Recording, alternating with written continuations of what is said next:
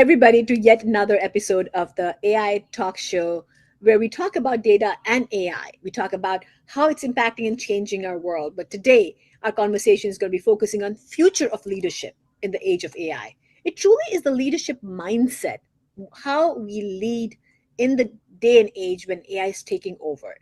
AI is no longer a distant promise. I mean, we are living in the world where AI is shaping and reshaping how we make decisions, design products, serve customers, even define what leadership really means to us. How do we really incorporate these digital agents into our world? How do we make sure that these technologies are being used ethically and responsibly? How do we really create the governance around it? So, is it truly about technology, or is it truly really about leadership? You're learning that technical maturity is not enough. Organizations are investing in AI transformation not just because what the models can do, but because how the mindset or fluency or collaboration of skills among leaders is important. So today my goal is really to bring some real conversation about talking about not only the importance of learning about AI, but also how AI can be the new currency for our leaders, but not just technology, but it's truly about the impact, the questions we are asking, the strategy we are building, and how we're really showing up responsibly. It's really looking at the shift from just data literacy to data fluency, the ability to understand how we translate this data into business or not just dashboard, but really business influence or business impact, I would say. Also, how can we actually look at the cross-functional collaboration? It's collaboration. Trust becomes really critical. It becomes really critical that we're not sitting in silos. AI is now entering into the organization. Organizations are becoming AI native or AI first, but how do you really show up? We at WILDA, world leaders in data and AI, always talk about how leadership has to show up, be more responsible, be more ready, and not only for their teams, their organization, but show up in the world to be really thinking about. Listen, AI. I was at an earlier conference where people were talking about our responsibilities as tech leaders for sustainability. There's always a question about how much consumption of power this technology really takes. But really the question is, are we ready to unlock a sustainable AI adoption and make sure that enterprise is ready? And leaders like you all, and leaders like every day I meet, uh, becomes our responsibility. And in the first time in the history, tech leaders are showing up and have the responsibility, have an opportunity to truly make an impact. And I am so excited that I have Dr. Elena here with me. I've known Elena for a while, and I've seen you, Elena, go from company to company with power and strength and really make changes. I admire the kind of work you've done. The first time I met you and I saw the kind of work you've been doing, I was super impressed. And now you're the Chief Data and AI Officer at TE Connectivity. And you are the core member of their TEIS leadership team. I'm so excited about talking about not just AI, but leadership today, because generally our conversations are more around technology and how to implement technology. But today I'm excited, Elena, that you and I can talk truly about how do we show up as leaders. So welcome to the AI Talk Show, and tell us a little bit about your background so the audience who don't know you can get a little peek into your background. Thank you so much, Asha, for invitation. So we definitely know each other for many, many years, and super excited to be here.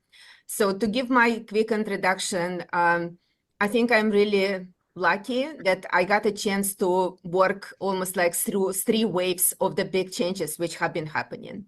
So I think the first change, it's where the company started the digital transformations, becoming more digital businesses. So this is where I have been working for the Dow Jones, Wall Street Journal, MarketWatch for almost 10 years. And definitely this was an experience of the first hand how traditional legacy companies are transforming to new ways of working. So then my second wave is working across healthcare for companies like Johnson & Johnson, the companies like Glaxo or the Roche. So the companies who have been transforming also to become more digital companies, but at the same time, AI started showing up, right? And now we live in the third wave, which is through AI transformation. So I'm definitely have a lot of interesting facts to compare experiences, how we have been transforming through the digital and some analogies of the leadership in relation to AI transformation. Thank you for invitation. Of course, you've led some high stake digital and data transformation. You know, Organizations are always looking for transformation, and it is important, right? We live in a day and age where if you're not transforming, if you're not innovating, and if you're not evolving, you're going to be legacy very soon. It's hard to compete with companies who are so agile and coming up with technology. I was just talking to somebody earlier today, and I was talking about technology companies who are like $1 billion valuation already. They're a year old or 2 years old, and when you see these kind of stats, I mean, there was another article about AI company with one employee, $1 billion valuation. It's going to happen in 2026. And so it's not too far when companies are going to use these power of technology to create humongous growth within their organization. The promise is big, but the reality is that it's not easy. Transformations are hard because it's culture change, it's mindset. It's about not just about technology and if are you using the right technology, but it's really from start how you plan, how you design, how you architect to how you execute. So tell me a little bit about your learning as you've gone through these massive digital data transformation in Fortune 50 companies, and how have you seen the progression over the years of these transformation to where we are today in AI transformation. Everybody talking about AI transformation. Yeah, no, I think this is fantastic question, Asha, and definitely I do have a really interesting comparisons, right? So you can actually experience the comparison when two cultures are collapsing together. So you can imagine the 100 years old company is acquiring the company who is not 100 years old, right? So one of the experience I had in my life was actually when the Wall Street Journal was buying MarketWatch. So MarketWatch was a startup culture. So absolutely really innovative in the way how they have been looking into new media. And Wall Street Journal has a lot of legacy, a lot of great history, right? So, and even if you look at newspaper or you look at website, they have a specific editorial way how they put the content, right? So they're not going to put the random content, right? Yeah. So, and seeing how two cultures are acting, so this is where you can see what difference leadership makes. So let me give one example. So MarketWatch, the general manager of MarketWatch, calls me in the morning and saying, we changed the website. I mean, like, what do you mean? How you change the website? Like, we want to make sure we actually collect the information for advertising. We want to make sure that we collect the data correctly, right? But you changed it overnight. This means that, we have a risk actually not able to deliver on some commitments, right? So, and she explains me how she did it. So she went to Starbucks, she talked to the customers, she asked their opinion, and she made this agile decision. Right. So for me personally, this was a kind of like aha moment that executives at this level can think this way. Right. And I started thinking about my role because I would love to encourage this really, really quick innovation. Right. But this innovation needs to come, which I'm calling fluency. Right. So understanding is that you still need to collect the data behind. You still need to make sure that, your advertising actually is not at risk because we didn't collect the data, right? So, so when I talk about this leadership fluency, I'm actually thinking about the mindset of leadership, not just to be agile, but also understand how the process of, the data and technologies are connected into decision making, right? So I always give this example of two cultures because, seeing them side by side, this was like the most impressive for me, right? And I started using them in my benefits because I knew that if you have an innovative culture, you can do testing really quickly. So you can talk to them and you can, like next day, you can actually test some assumptions, right? And Yes. another culture is like more stability, because you do need to have a stability in the business, right? So these are one of example I wanted to share.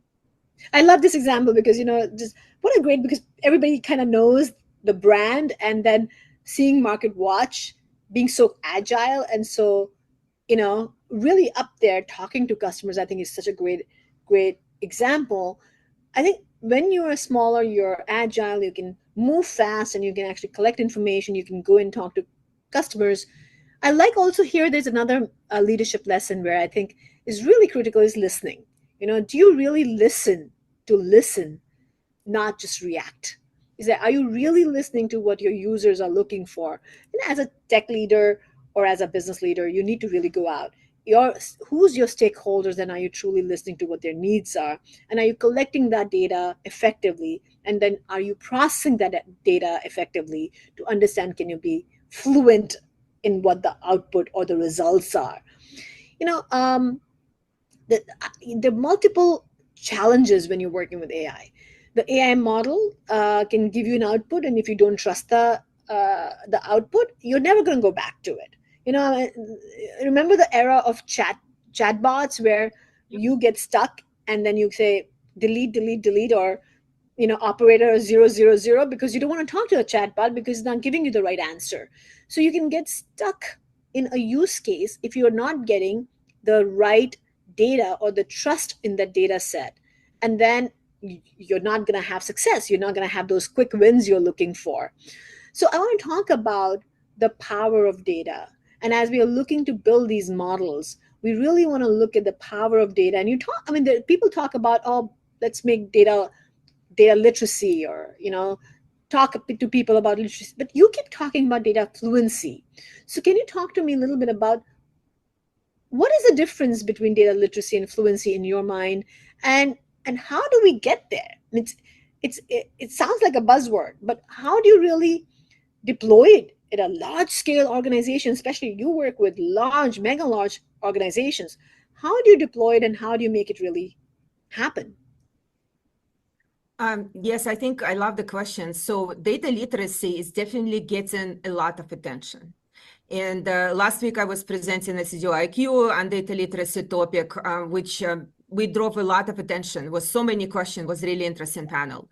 And I do see there are so many companies which basically by really young founders are started investing into the data literacy, right? So the Yeah. way I define the data literacy, it's almost like a baseline understanding, right? So the baseline foundational understanding the KPIs, understanding the terminology, understanding like what does it mean data, what does it mean charts, maybe Yeah. understanding some responsibilities, right? So, but I believe the fluency, this is the new leadership framework, because the fluency is one step forward, because fluency is a leadership capability. It's a leadership capability to ask right questions, drive across the communications, get an alignment, right? So it's, if you look at old leadership frameworks, they kind of outdated. So they're not Yeah. accounting for the technologies, they are not accounting for the new language, which now we all have to learn, right? They're not Yeah. accounting for the new mindset, right? So I do believe that fluency is the next step, because fluency drives to decisions. So literacy not necessarily is driving to decisions, right? So what I see Exactly. at executive at board level right now, so maybe like a couple of years ago, was a lot of questions about, how we're going to build it, right? So how are we going to build the AI? How are we going to build the data lake, right?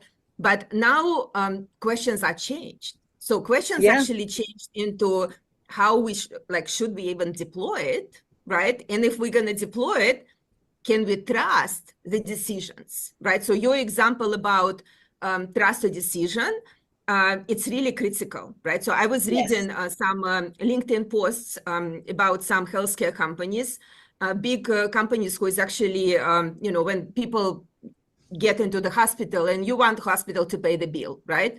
Yep. And companies started using AI to decline claims. And they do this at enormous speed, right? So there is a lot of conversations are happening now in society. Can you use AI in this way, right? So can you use like in healthcare? Can you use in hiring, right? So we started seeing, for example, the recent lawsuits, which is coming for bigger hiring platforms, hiring technologies, because people saying I submitted 150 resumes and never got a response, got, declined, right? Yeah. So I think we're gonna see more and more, and it is about the fluency. So it's not about, it's really like we make decision in getting this technology to work for us, but it needs to be trusted. It needs to be Yes. translated in the proper way, right? So we don't hit our like brand reputation, company reputation, right? And also it needs to be persistent, right? So what is persistent? Like last week at the CDOIQ, people have been saying that we have so many projects. We have so many Yeah. projects, and you can feel that people is like under pressure, have so many projects, right? But what was interesting is how many completions you have. So Yeah. people in a rush to start more and more and more, but I think we need to stop and need to start counting completions, because this is where the real leadership comes, right? So, Absolutely. so this is what I see. As you were talking, Elena, I was thinking about that we live in this world of AI where data is the core. You talk about the literacy and fluency, which is really, really important, but it's also important to understand that do our leaders, and I always say leaders that doesn't need a title. So you could be a manager, you could be a tech leader, or you could have a title. But as a leader, you really need to understand what problem you're solving and what impact you're going to have. And then you make sure that you're collecting the right data, it's trustworthy, it has the right governance and guardrails, it has the right security, and then it can create an impact on your organization. But really understanding what problem you're solving.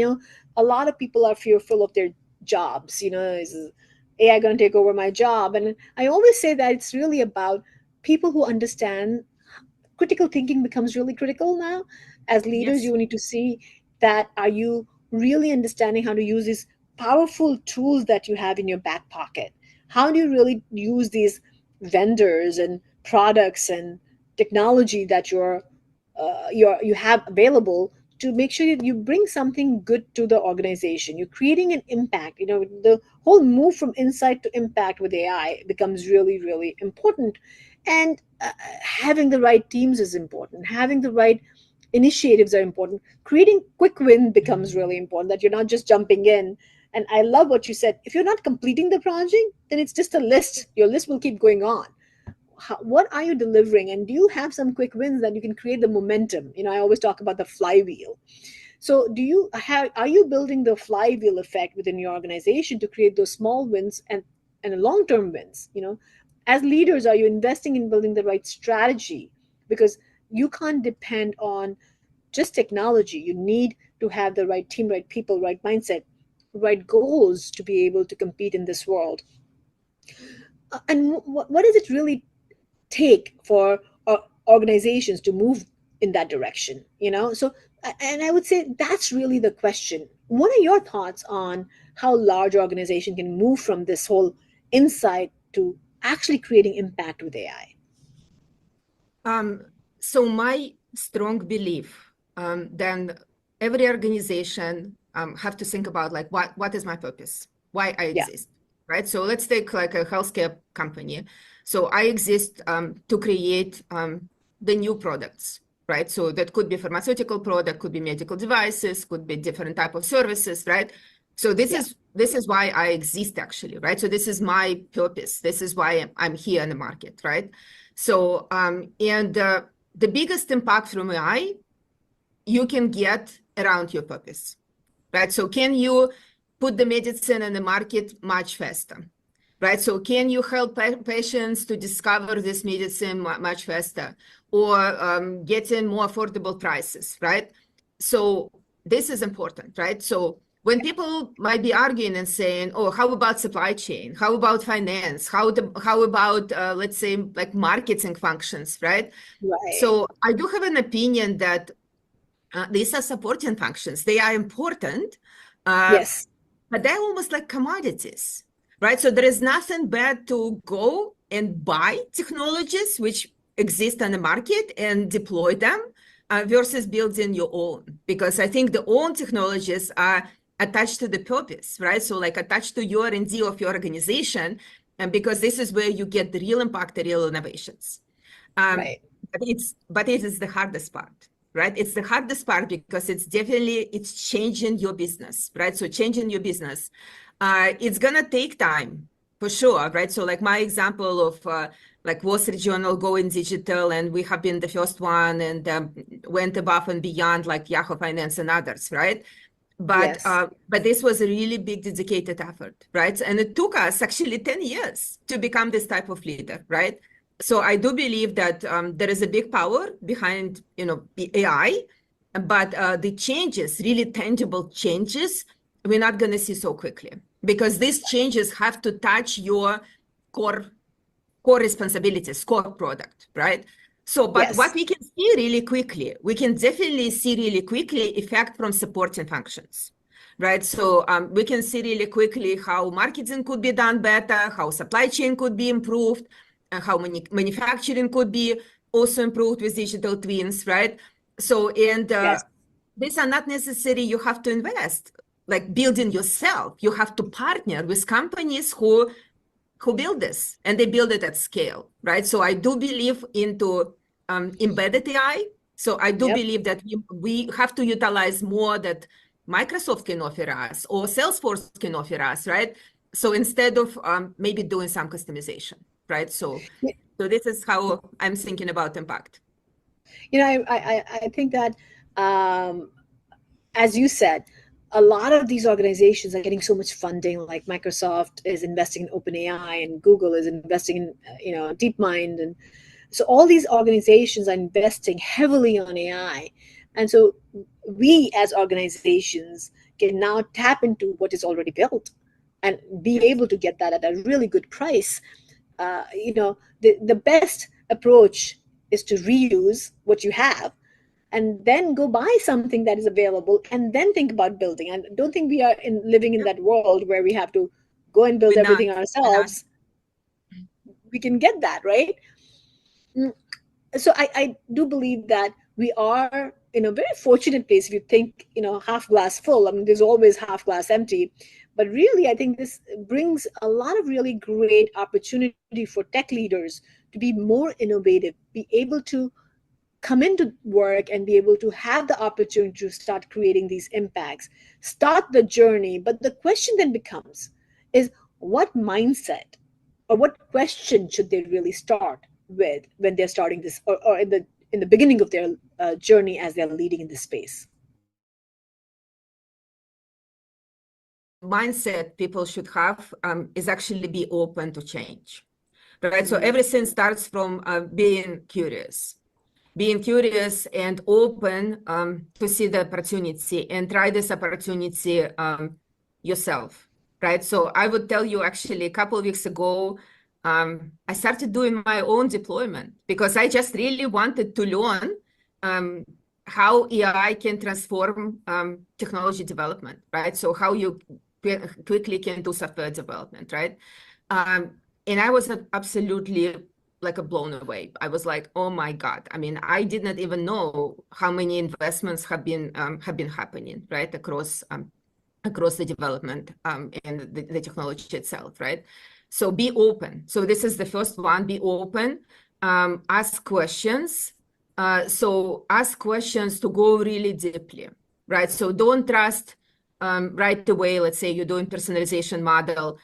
So ask how this model was built, what was input, what is the quality of data, how this data have been transformed, right? Unfortunately, um, you're gonna see a lot of answers like, oh, this is the black box, oh, this is my IP. yes. So don't stop there. No, you have a full right to understand all details how technology is working, right? Because this technology is gonna make your decision, right? So I would say the mindset starts from being curious and go really, really deeply Yep. asking questions. So don't stop on one answer that it's a black box and okay, well, okay, I don't know anything, right? So you have full rights to really understand how it's working, right? So I do see that this topic is actually now like the governance topic and understanding how technology is working, coming up to the board level. because, again, let's say like many mergers, acquisitions are happening and companies are buying AI companies. Do we really understand what we're buying? Right? So we do need to understand actually what we're buying. We need to understand what type of risk we're buying, right? So we're going to see a lot of changes in M&A, for example, like how companies are doing investigation. So because they need to ask more questions about technology, they need to ask more questions about the model itself. Right. A great point on an M&A. I'm a partner in a private equity firm where when we are investing in the company, the first thing which we look at is, can you automate a lot of the back end processes? How can we use AI to make sure that we can get more in the bottom line? And those are really important questions. And I think if you're in an investment field, or are you in operations, or you're in the front end customer facing role, these conversations are important. And I love what you said about being curious and open to change. It's all about having that growth mindset, and continue on this journey with having that lifelong learning mission to make sure that you continue growing. I feel, Elena, I don't know about you, but I do feel that, thank God, we are still in this, after 3 decades of work. I appreciate that I'm in this era where such a big change is coming, such a big change where it's going to have a massive shift, and we are here to consume that. We're here to make sure we can be a part of it and be able to make the positive impact. And I think uh, it's your world is the ocean. All the listeners on LinkedIn who's listening right now, the opportunity is really great for you to jump in and make sure that you do it right. Invest in learning about these technologies, which are really powerful, and they can make your life so much easier. So now that you can do the vibe coding, or you can use these tools to automate your from your search engine, on your large, automating your emails, or just simple operational task automation that you can deploy within your organization pretty quickly. So really looking out for your small win to looking out for your long-term gains becomes really critical. As we come to a close, Elena, one last thought for the audience on leadership. What does it mean to have this leadership mindset in this age of AI? So I would love to leave the audience with one question is, so ask yourself, what decision or decisions in my life today depend on data? Yeah. But do not stop at this question, right? So, and ask yourself is, how confident I am in the quality of this data, how confident I am in the story behind this data, and the changes this actually data and model is bringing to my business, right? So start from yourself and just the simple task, right? And get your own reflections. So this is how I would love to finish this conversation. That's great. Thank you so much, Elena. I would say the same. Think about your story. What story? What is the data? Do people, the stakeholders, can trust the data which you're collecting? What is the story? What is the reflection? It's really, again, about being curious, having the open mindset, being a part of the culture change, and making sure you're paying forward as the educator, as the technologist. Make sure that your stakeholders are coming on the journey with you. They say the educated buyer is a good buyer. So make sure that your stakeholder, your business users, are on the journey with you, and you're doing good with AI. Be responsible. Think about the sustainability, ethical use of AI, and continue on the journey of growth. With that, thank you so much. We'll see you next time with more discussions on AI and data with thought leaders like Elena. Thank you so much, Elena. I really enjoyed having this conversation with you. We'll see you again. Thank you. Thank you so much, Asha. Thanks all. Bye-bye.